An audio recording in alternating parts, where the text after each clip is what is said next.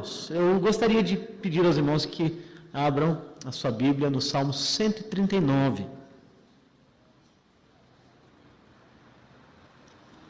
E aqui eu peço aqui a minha vênia, porque eu não estou usando a mesma versão dos irmãos. A versão que estou usando é Almeida Revista e Atualizada, segunda edição. É levemente diferente, mas o texto sagrado é o mesmo, né? Então, eu quero pedir que você mantenha o texto aberto, né? E daqui a pouquinho eu vou fazer a leitura do texto e a gente vai meditar nele hoje. Pedir que Deus abençoe a nossa meditação nele. Vamos orar mais uma vez? Senhor, nós te damos graças por esse momento tão especial, os 15 anos da história da graça de Deus agindo nos corações da Igreja Batista do Redentor. E agradecemos porque a tua palavra foi presenteada a esta igreja na sua fundação, é o fundamento da igreja. E hoje nós estamos com a palavra aberta diante de nós e pedimos que o Senhor fale conosco. O Senhor fale conosco e nos visite nesta noite por meio da palavra. Assim oramos com confiança e fé em Jesus. Amém. Meus irmãos, eu pensei em trazer um salmo a vocês, porque nos salmos nós temos uma coleção de escritos que são música, oração e culto, adoração do povo de Deus para com Deus. E há uma coisa muito bela nos salmos. Martinho Lutero chamava os salmos de a pequena Bíblia, porque todos os assuntos das Escrituras aparecem nos salmos.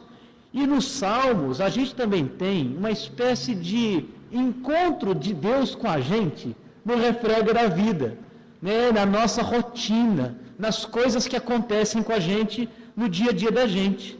Eu ouvi um pregador que eu amo muito, Stuart Olliott, já bem idoso, falando sobre os Salmos. Ele disse uma coisa que chamou muito a minha atenção e que é muito verdadeira. E eu quero acreditar que essa seja a experiência de vocês também. Vocês que amam os Salmos. Porque se nós estamos felizes, há um bom salmo que podemos ler e que de alguma maneira reflete a nossa felicidade. Mas se nós estamos tristes, também encontramos um salmo que nos ajuda a passar por esse momento de tristeza.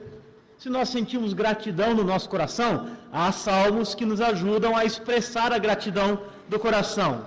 Se nós estamos lamentando um momento difícil pelo qual passamos, achamos também eco nos salmos para o nosso lamento.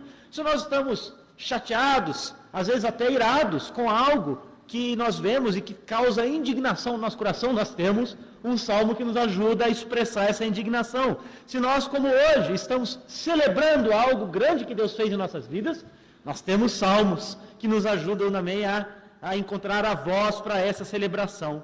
Se nós estamos confusos ou envergonhados por causa dos nossos fracassos e pecados, nós temos salmos que nos ajudam a colocar esses sentimentos, esses afetos diante de Deus.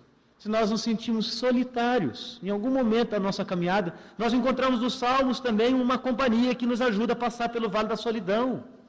Se nós sentimos o desejo da presença de Deus e queremos cantar, nós encontramos nos salmos música para cantar diante de Deus. Então, a nossa vida cristã ela pode ser contada pelas orações e cânticos dos salmos.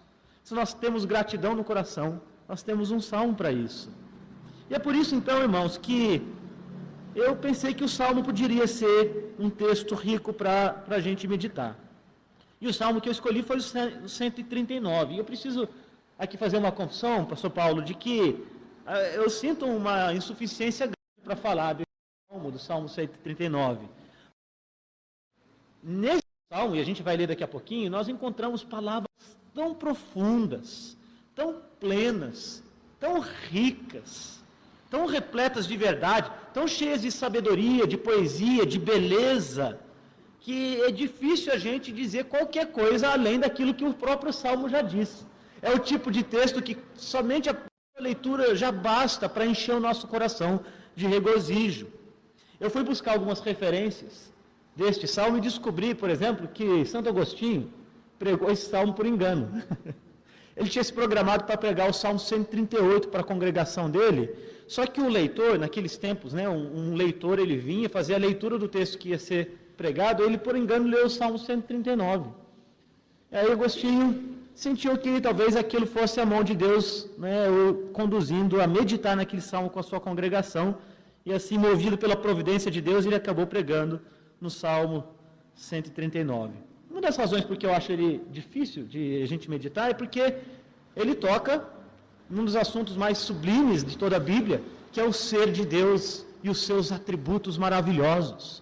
Ele está falando de Deus aqui. Então, a gente pisa num terreno santo, e a gente entra naquele campo que deve causar em nós um espanto muito grande, um temor e uma reverência enormes, porque estamos aqui diante da presença do próprio Deus, nas palavras do salmista.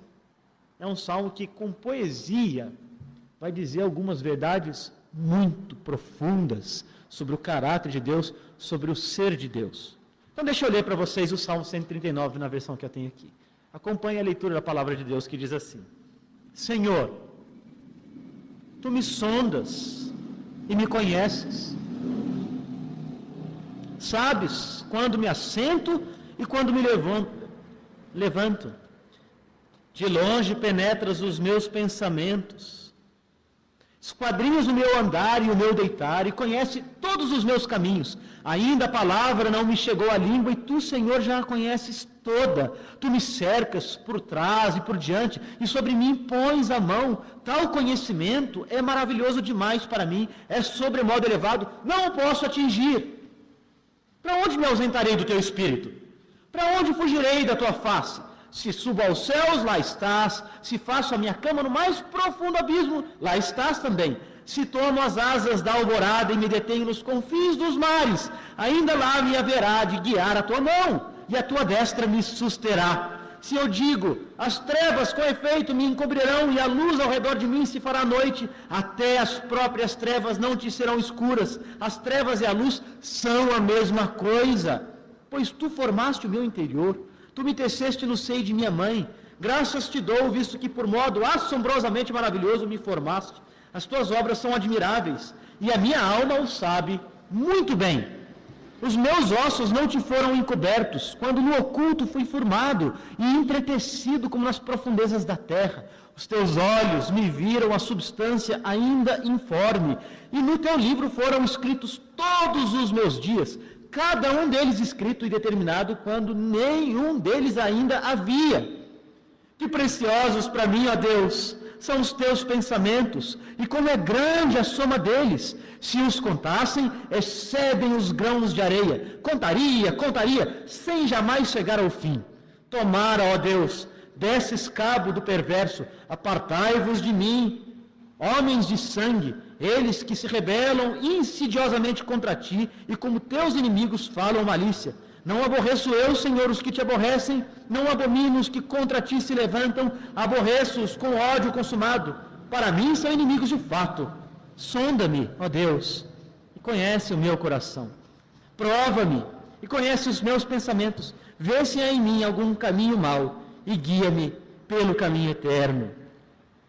Muito bem, aí está este salmo lindíssimo, que fala de atributos de Deus, aqueles atributos que são exclusivos de Deus e que Ele não comunica a ninguém. Nas Escrituras nós aprendemos que há certas coisas do caráter de Deus que Ele chama a gente a ser e a fazer. Por exemplo, Deus é amor e nos chama a amar uns aos outros. Deus é bom e nos chama a praticar atos de bondade, de benignidade. Deus é santo e nos chama a ser santos. Ele diz assim, sede santos, porque eu sou santo. Mas estes atributos de Deus, acerca dos quais nós lemos aqui, são exclusivíssimos, são personalíssimos, são só dele, Deus Pai, Filho e Espírito Santo, e ninguém mais os pode ter. Por exemplo, Deus não diz para nós, sede onipresente porque eu sou onipresente, ou sede onisciente porque sou onisciente, porque isto é exclusivo de Deus. E é sobre isso que o salmista fala aqui. Ele fala da onipresença, que é a presença de Deus pervasiva em todos os lugares. Ele fala da onisciência, que é o conhecimento de Deus, e fala da onipotência, que é o poder de Deus. O que nos fala a Escritura e este texto sobre a onipresença? A onipresença de Deus ela, de alguma maneira, explica-nos um pouco sobre aquilo que a teologia vai chamar de transcendência de Deus. Quer dizer, Deus é criador de todas as coisas e, como criador, Ele está acima da sua criação. Ele não pode ser contido pela sua criação, Ele não está preso ao espaço como nós estamos presos, porque o espaço foi criado por Ele. Ele transcende o espaço, Ele é capaz de romper, aliás, com tudo que nós sabemos sobre tempo e espaço. Ele está além do tempo, está além do espaço. Ele preenche o tempo e o espaço e vai para além destas coisas que são criadas, porque Deus está fora do tempo e além do tempo. Para ilustrar a ideia de onipresença, às vezes a gente usa uma linguagem mais negativa. Por exemplo, a gente fala de infinitude para pensar na onipresença de Deus. Algo que não tem nem começo e nem fim. Mas Deus é incorpóreo. Ele não tem extensão. E a sua infinitude não é matemática. Ele é infinito, sim, mas em aspectos mais positivos e qualitativos. Porque ele vai além do tempo e do espaço. Um jeito da gente ilustrar isso. Eu me lembro quando eu era criança, eu gostava de subir no telhado da minha casa. E de observar as estrelas. Né? E numa noite escura, assim, né, tranquila, sem a incidência das luzes da cidade, é possível a gente ver as estrelas. Hoje você não observa mais as estrelas. Eu gostava, ficava olhando para a imensidão do espaço, né, imaginando o que tinha ali. Eu fiquei... Aliás, eu quebrei muitos telhados lá da minha casa nessas minhas aventuras. Agora imagine esse grande buraco que é o espaço, né? E a gente olhando e contemplando aquelas estrelas. Imagina se a gente pudesse subir e subir e subir e subir, atravessando as galáxias e as muitas constelações e chegando finalmente a um ponto em que fosse possível tocar o fim. Não que seja possível, né? Porque nem os nossos melhores telescópios são capazes de alcançar o ponto mais longínquo do espaço. Mas imagine que fosse possível que a gente chegasse lá no fim e tocasse. O que ia ter do outro lado? A ideia de transcendência é que Deus está além dessas coisas, está além daquele espaço.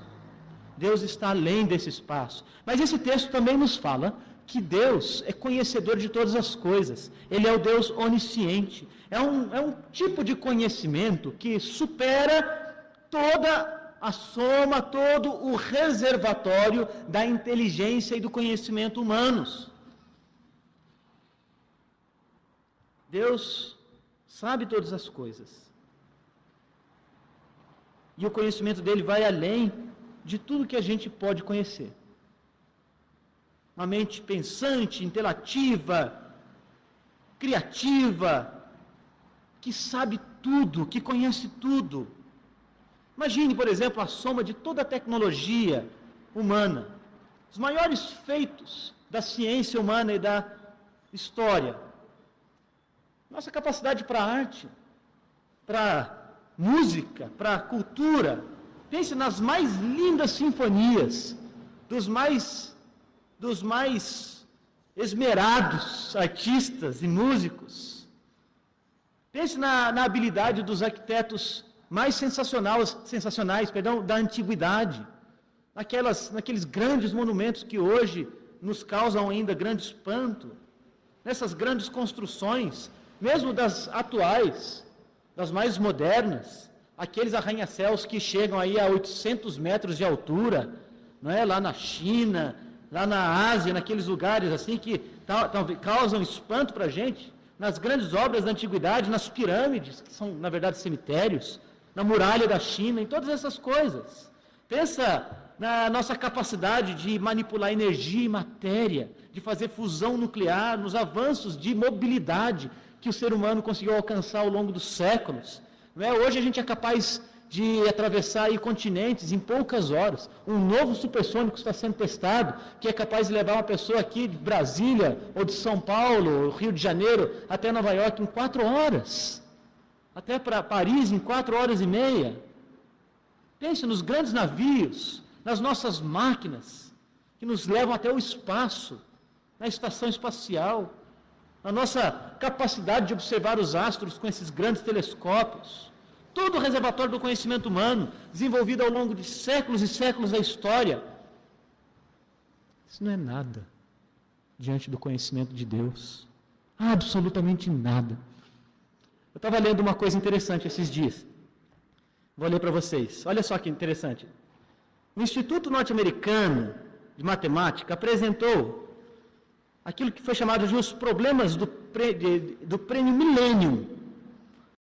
Existem 7 problemas matemáticos de difícil solução. E mostrar ao público que a matemática ainda é aberta. Então, se você que está aqui gosta de matemática e quer ficar rico, em vez de ficar tentando aí a riqueza de qualquer outra maneira, você pode ir até esse instituto e resolver um desses 7 problemas, porque o prêmio que eles oferecem lá é um prêmio multimilionário. Mas eles envolvem, assim, uma enorme gama de subcampos do mundo da matemática. Um deles é chamada a hipótese de Riemann, que envolve uma pergunta sobre números primos, levantado pelo matemático alemão Bernhard Riemann, em 1859. Um problema que até hoje está sem solução. Ou seja, mais de 150 anos. E, portanto, é óbvio que é uma questão complexa. Há outros problemas sem solução, como a conjectura de Hodge, a existência de Young-Mills. E eu estou lendo essas coisas, gente, eu mal sei fazer aritmética. Sabe de uma coisa? Para Deus, esses problemas matemáticos impossíveis de ser resolvidos é como se fosse uma sominha de 2 mais 2. Nós temos de entender que todo conhecimento humano é uma faísca, uma fração, um trasgo. É como se fosse nada. Essa nossa matemática mais complexa, ela representa algo menos do que a tabuada de uma criança aos olhos de Deus.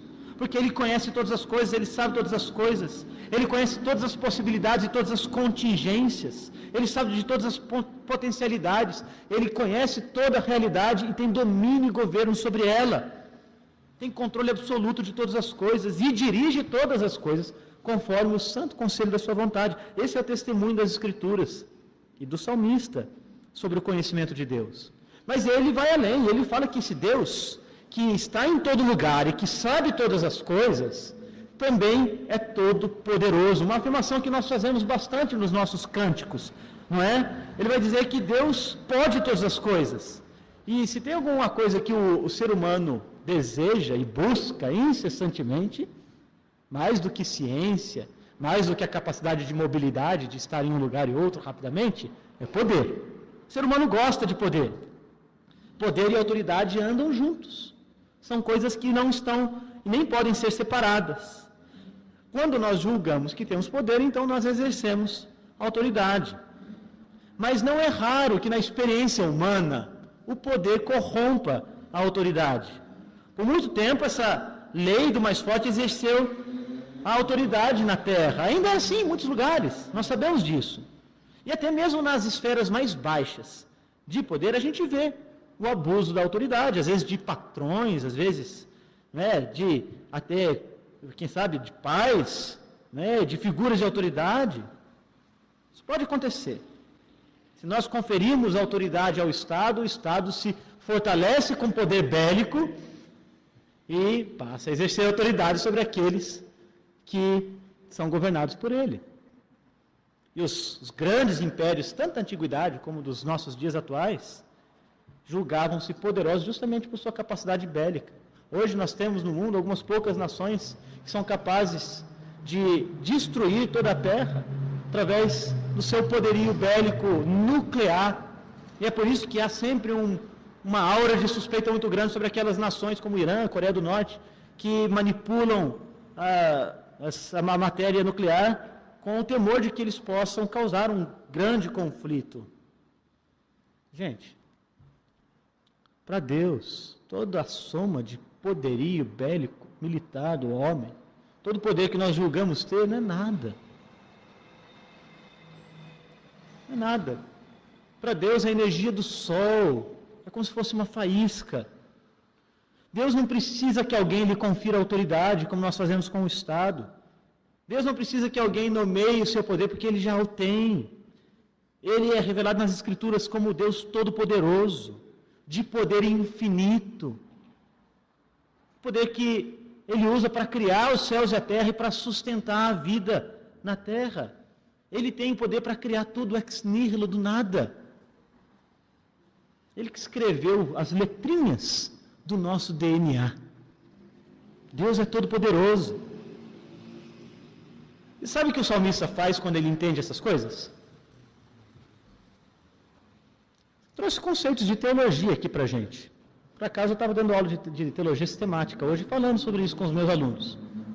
Sabe o que o salmista faz quando ele olha para Deus e vê essas verdades? Ele canta. Ele proclama essas verdades. Não em termos meramente intelectuais, não em termos meramente acadêmicos, distantes, ou abstratos. Não!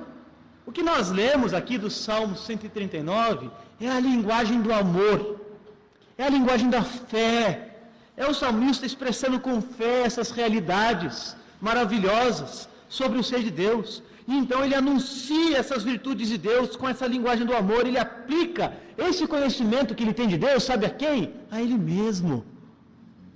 Na sua história, na sua trajetória, na sua própria vida. Ele admira Deus. Ele que aprendeu sobre Deus com os seus pais, que fazia parte da comunidade da aliança, que foi instruído sobre Deus, o Deus Todo-Poderoso, que criou todas as coisas, e que observava a criação, que observava a vida na terra, e ele podia dizer, Deus é o autor de tudo isso. E então, ele canta. Ele fala com poesia. Ele admira Deus com essa linguagem de intimidade, que implica, sabe o que, gente? Comunhão, amizade com Deus, amor e admiração por Deus. Quer ver isso? Deixa eu tentar mostrar isso para você. Ele vai dizer que Deus é todo-poderoso, não é isto? Que Ele é todo-poderoso. Ele vai dizer que Deus é onisciente. Ele vai dizer que Deus é onipresente, mas ele vai mostrar como isso importa para Ele. Da mesma maneira que importa para cada um de nós aqui.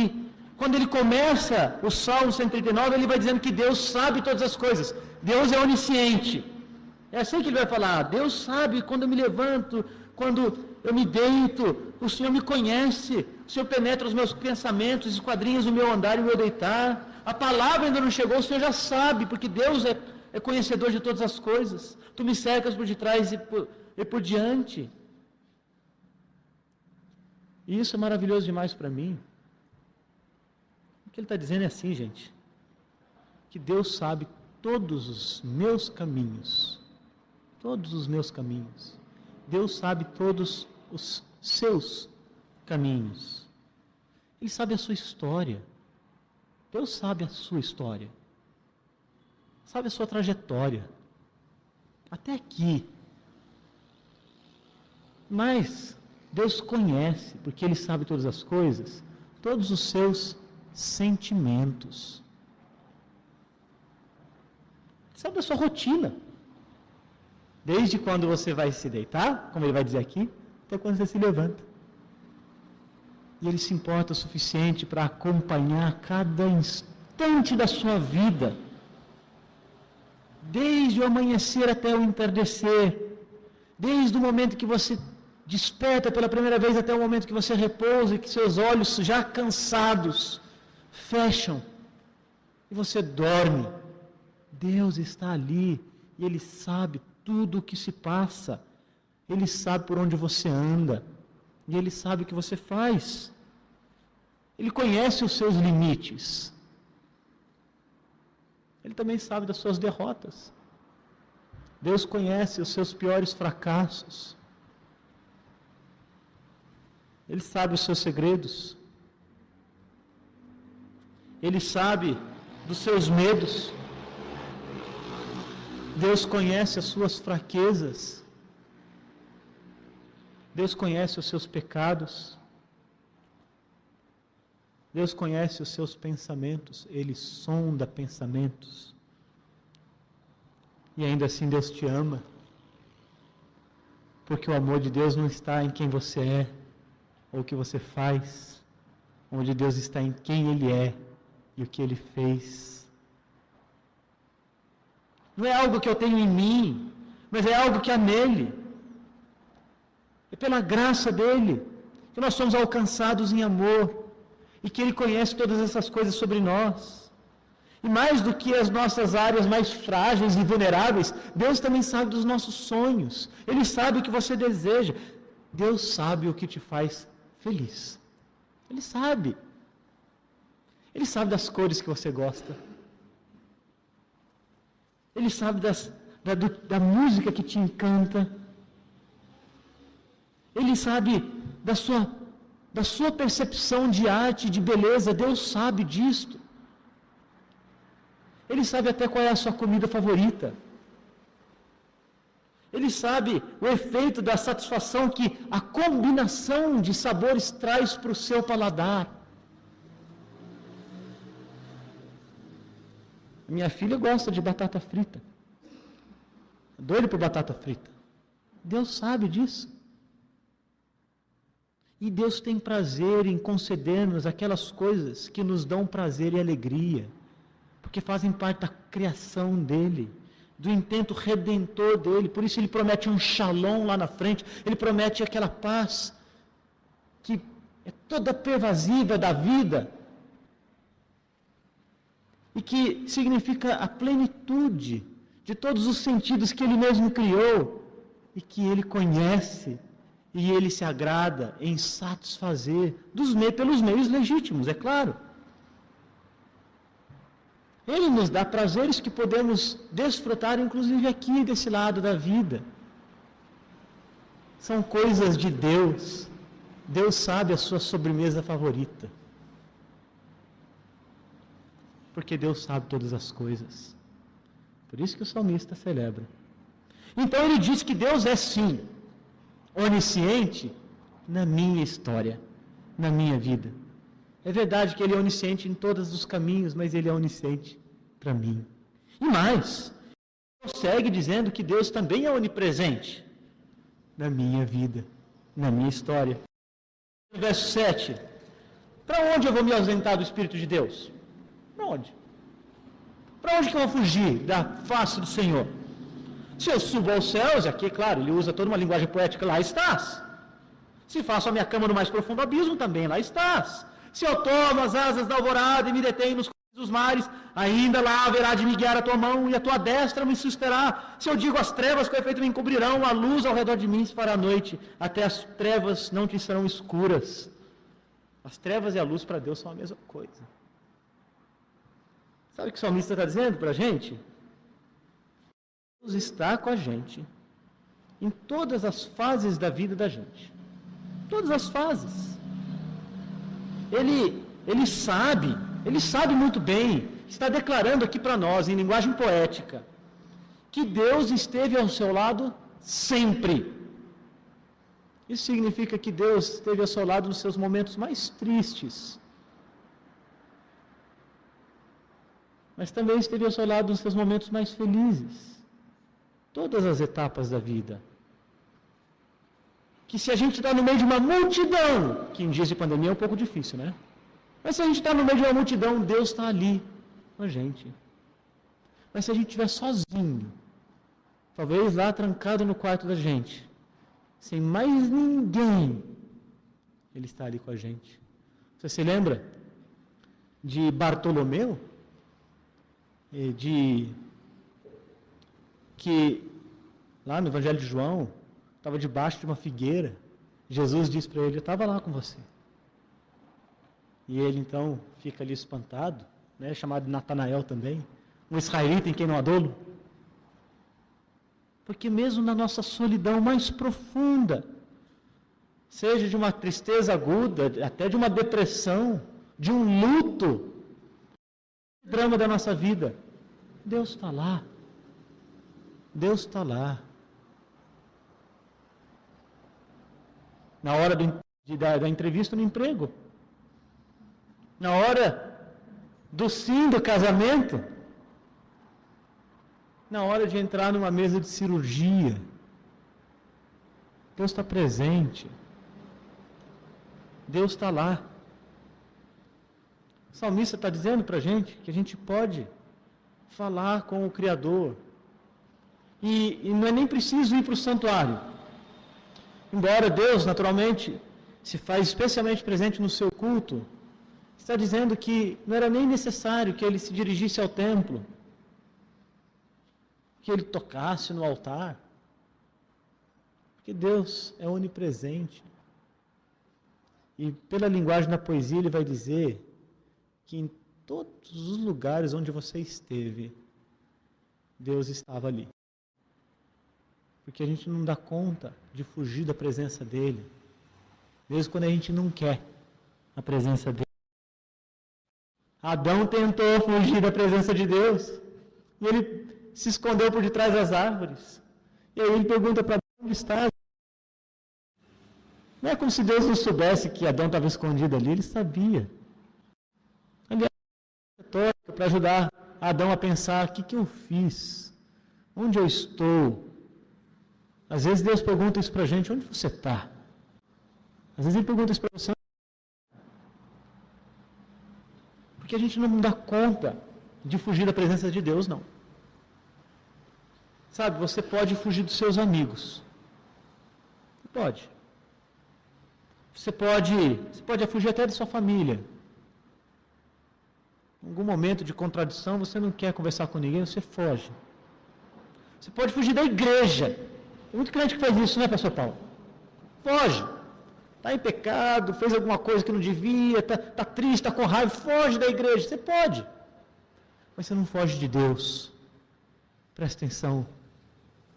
Se você é dele, ele vai buscar você de volta. A gente não foge de Deus.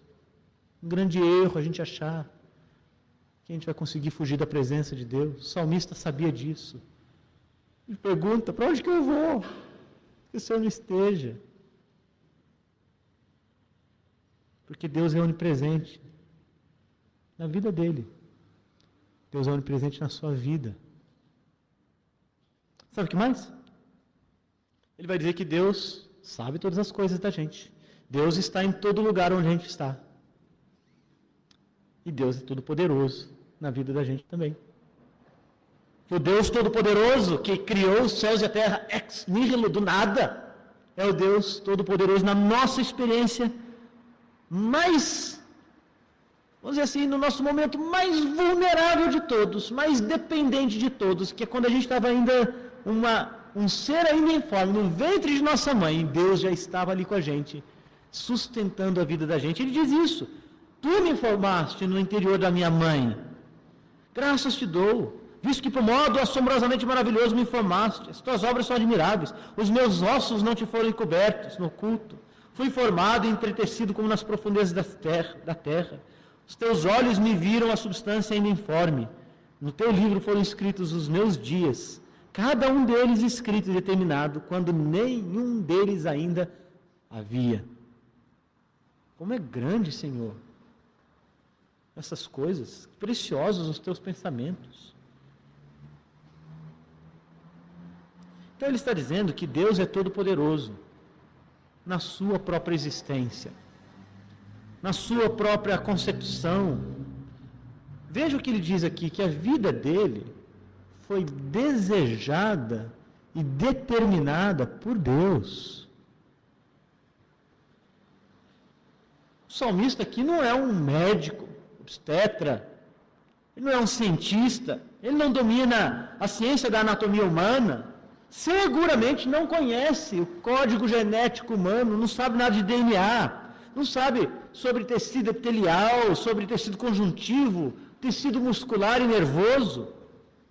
O que ele sabe, como homem dos tempos antigos, sobre o desenvolvimento da vida no ventre da mãe, é fruto de conhecimento empírico, da sabedoria daqueles dias, da observação. Só que ele tem uma certeza, mesmo sem conhecer os meandros de como nós somos formados no ventre de nossa mãe, no útero de nossa mãe, ele tem uma certeza. A certeza dele é de que Deus é o autor da vida. Deus é o sustentador da vida. Deus é o doador da vida. Deus é o Deus Todo-Poderoso que tem vida em si mesmo e que comunica este atributo aos seres humanos, que sopra o sopro de vida no homem. E, aliás, gente, é por isso que o aborto é um crime inominável.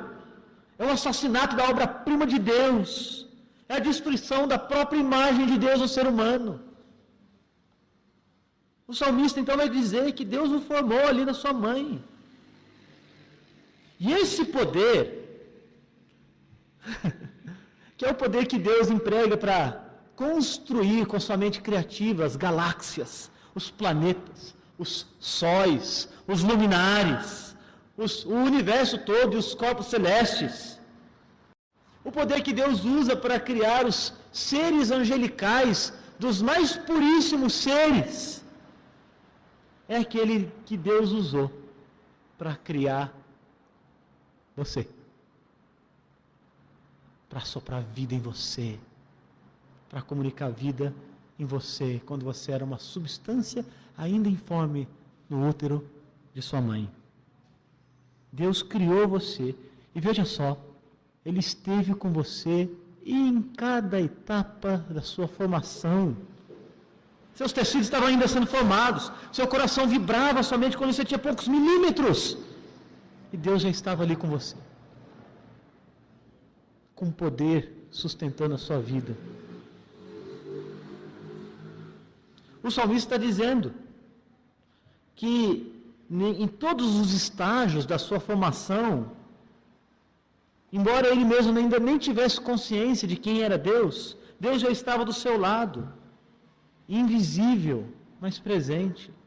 Porque Deus é assim com a gente, às vezes Ele está invisível, mas Ele está presente, incorpóreo, mas sustentando com o poder da sua mão. Tudo pode, mas sustentando a nossa vida, próximo, pessoal, paternal, porque é assim que Deus é. Ele é o Deus Todo-Poderoso. E se Ele não fosse Todo-Poderoso? O que isso ia significar na vida da gente? A gente não ia ter a quem recorrer, a quem buscar, onde se esconder. Se Deus não fosse Todo-Poderoso, isso implicaria que há algum tipo de poder fora de Deus, que Ele não possui. E se há algo que está fora de Deus e que Deus não possui, esse algo é autossuficiente e independente de Deus. E se houvesse alguma coisa assim, essa coisa seria maior do que Deus. Você percebe? Não é possível que Deus não seja todo-poderoso. Ser todo-poderoso significa que Deus é Deus. E se Ele é todo-poderoso, então a vontade dEle não pode ser resistida. A vontade dEle vai se cumprir. As promessas dEle vão se cumprir. O caminho dEle vai se cumprir. O reino dEle vai triunfar. A vontade de Deus haverá de se realizar na sua vida. Porque o salmista, ele é pessoal. Ele não fala apenas do plano cósmico de Deus para os tempos futuros. Ele fala da ação de Deus na nossa história, na sua história, na minha história. Por isso, o apóstolo Paulo, com muita confiança, vai dizer que até os movimentos dos corpos celestes e de tudo que acontece, todas as coisas, cooperam para o bem daqueles que amam a Deus. Deus move na sua providência céus e terra para cuidar dos seus filhos. Que até mesmo no nosso sofrimento Deus está presente. Até mesmo na nossa morte Deus está presente. Atente para isso. Até no nosso dia mais escuro. Até no nosso dia de partida. É porque Deus abandonou você. Deus está ali. Está perto. Ele está junto. E a vontade dEle sempre vai ser cumprida. Deus sabe de tudo. Ele conhece os seus dias, do seu nascimento até o dia da sua partida. São todos contados, está no livro de Deus. Ele não só determinou, mas aqui a gente vê, Ele se agradou Não permitir que o salmista soubesse disso sobre ele e cantasse essa linda verdade de que Deus controla até os nossos dias, cada um deles contadinhos por Deus mesmo. E Deus se agradou se revelar aqui ao salmista. E isso trouxe admiração para o salmista. Espanto. E aí ele canta. Ele canta. Ele celebra. Ele adora. E é por isso que ele fala da destruição do ímpio no final do Salmo. Dos inimigos de Deus. Daqueles que se rebelam impenitentemente contra Deus. Estes serão destruídos. São também meus inimigos, ele diz. É por isso que ele deseja viver retamente. E ele coloca isso diante de Deus. O Senhor conhece os meus caminhos, o meu coração. Quero fazer aquilo que é reto diante do Senhor. Quero fazer aquilo que é bom diante do Senhor. Guia-me, ele pede, pelo caminho eterno. Meus irmãos, esse conhecimento de Deus, do salmista, um conhecimento que o leva a, com admiração, celebrar uma relação pessoal de comunhão com Deus Trino, só pode ser obtido pela fé. Só pela fé. Pela pregação da palavra. E nisso os irmãos fazem muito bem de se reunir aqui a cada domingo para ouvir a pregação da palavra de Deus, porque é assim que você conhecerá a Deus. Deus se mostra, se revela na Escritura, e Ele se dá a conhecer intimamente no coração do homem, no coração do ser humano, pela palavra pregada, pela palavra ensinada, pela palavra acolhida, pela palavra recebida por seu povo. Precisa que você queira, anele, busque a Deus na palavra, e Ele se dá a conhecer. É um conhecimento que vem pela fé, pela fé. É assim que Deus se dá a conhecer aos homens. Pela fé. Quando você tiver essa fé, você vai poder fazer como salmista. Você vai olhar essas grandes declarações, os grandes dogmas bíblicos sobre Deus, e você vai entender, finalmente, que estas coisas todas de Deus estão ligadas à sua vida e à sua experiência como cristão, como parte de um povo que Deus chamou para si, que Deus formou para si, que Ele chama de igreja. Povo dele, etnia santa, sacerdócio real, igreja. Se você é parte dessa igreja,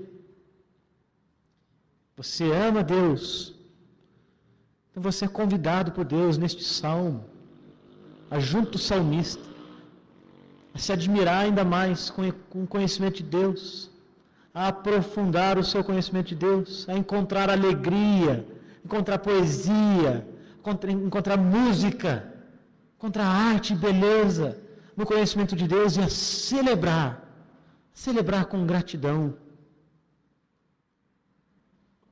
Isso vai te dar confiança, vai fortalecer a sua fé, de modo que venha o que vier, seja pandemia, seja o que for,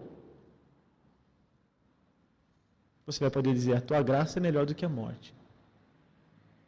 Você vai poder dizer: tu me conheces, tu sabes os meus caminhos, tu sabes a minha história, tu me amas, apesar de quem eu sou, por causa de quem tu és. Se você que está aqui não tem esse conhecimento de Deus, deseja ter esse conhecimento de Deus, é através de Cristo que Deus é conhecido, na face de Cristo, na obra de Cristo, no Evangelho de Cristo. Você precisa crer em Cristo, você precisa abraçar a fé em Jesus, porque por meio de Cristo você vai ver a beleza de Deus. E aí você vai fazer como o salmista, você vai adorar, você vai se juntar ao povo chamado igreja e vai cantar ao Senhor. Que Ele conceda a todos nós, a você e a mim, esse desejo profundo de conhecê-lo cada vez mais e de perceber, como esse salmista, pela linguagem da fé, pela linguagem do amor, que Deus está presente e muito mais perto do que a gente imagina. Que Ele possa te abençoar ricamente. E a esta igreja, muito querida, que Ele continue sempre muito presente aqui na vida da Igreja Batista do Redentor. Amém. Vamos orar. Senhor, nós te louvamos e bendizemos por Tua palavra santa, por Tua santa presença, por Teu grande poder, por Teu conhecimento profundo de todas as coisas na nossa vida, na vida da Igreja Batista do Redentor, de cada um dos meus irmãos e irmãs aqui. Que a Tua graça seja com cada um aqui. Que o Teu amor seja derramado em nosso meio.